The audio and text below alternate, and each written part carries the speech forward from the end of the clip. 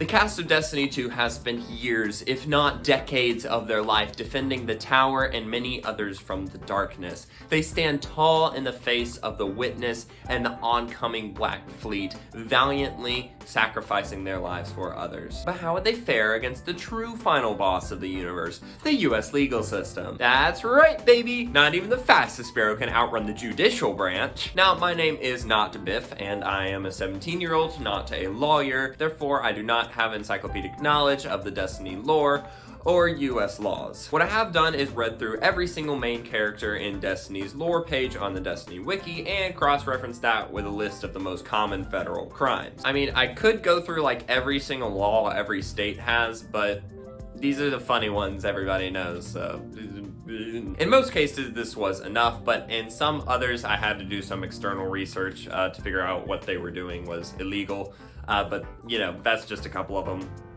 You don't care, why am I even saying this? After finding out what crimes they committed, I calculated their sentence by plugging in these values into a completely made up machine called the Scrutinometer. It gives an arbitrary value that I also made up from 0 to 10. 0 meaning you get off scot-free, and 10 meaning the death penalty. But anyways, without further ado, what sentences would these characters be facing? Let's start things off strong with Zavala. So Zavala was an army commander. He owns several weapons of mass destruction, and worst of all, he's a government official. So things aren't looking so good to start off with. Going through his lore page, his crimes include aggravated assault, assault with a deadly weapon, manslaughter, harboring terrorists, ownership of missile systems intended to destroy aircraft, smuggling, use of weapons of mass destruction, and a couple violations of the Geneva Convention here or there. But honestly, this is more tame than I thought it was going to be. And since he's a government official, he'll probably just pay some war reparations and get off fine. So on the Scrutinometer, Zavala is a 6 out of 10. His warlock counterpart, Ikora Rey, is more of an enigma. Is magic a weapon of mass destruction?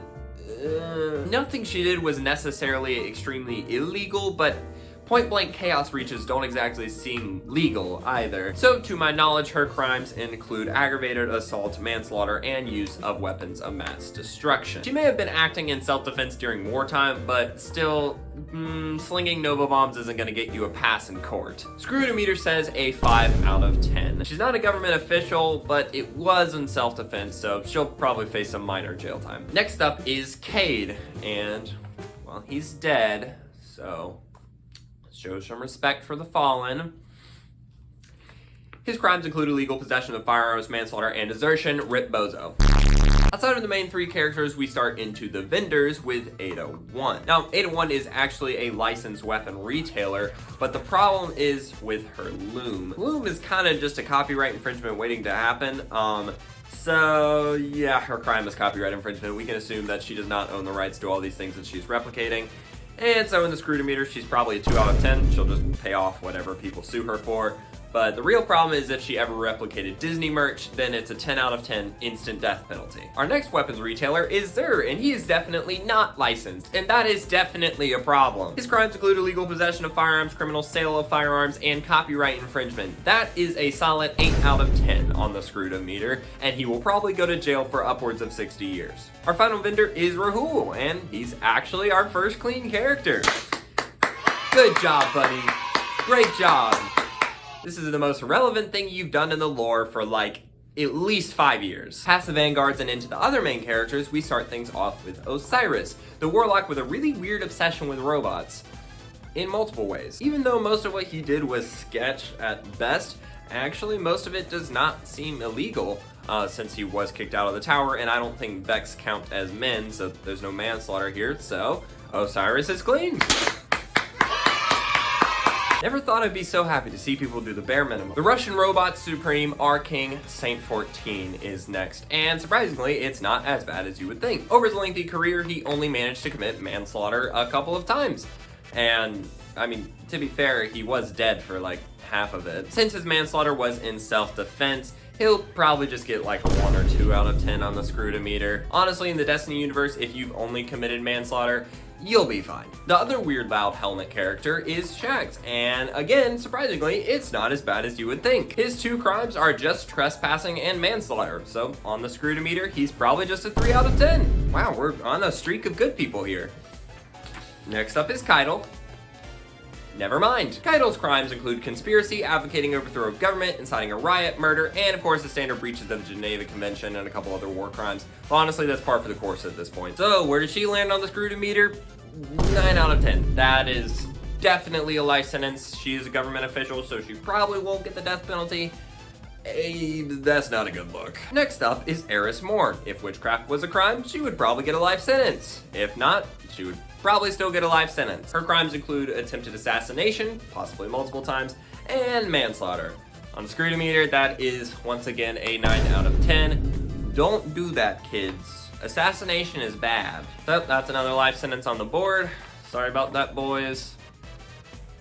No, I'm not. Ah, yes, OSHA Violator Supreme, Eva Levant. Unfortunately, in the lore, besides being really creepy and really weird, she has committed no crimes. So, Eva Levant is innocent.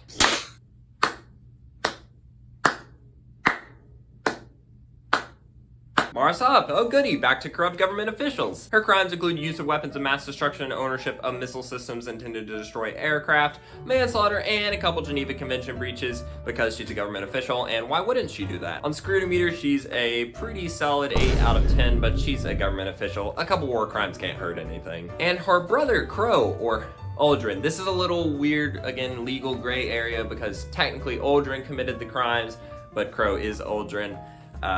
But, you know, courts don't really care for your amnesia, so his crimes include treason, domestic terror, murder, dueling, manslaughter, and inciting a riot. On the scrutimeter, he would be a 10 out of 10 for the death penalty, but he could probably plead insanity, so 7 out of 10. Our next character is the Drifter, who... Oh my... No, that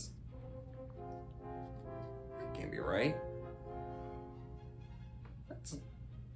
That's impossible. Nobody could do that.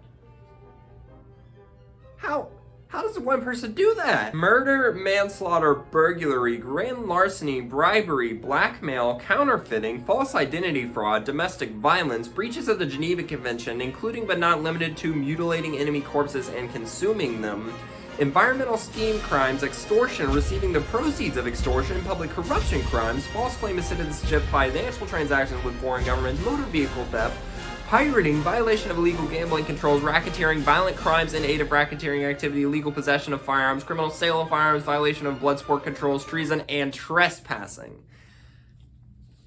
So what is the Drifter on the scrutimeter? He's a 10 out of 10. That's a death penalty. So what have we learned from this? Don't trust the Drifter with anything, I guess. Anyways, the authorities are on their way to the tower now, and I'm on my way to 1,000 subscribers, so if you want to be a part of that... Ooh, you didn't think I would weaponize FOMO, did you? I am becoming more and more of a YouTuber every day. Have a good one, guys, and see ya!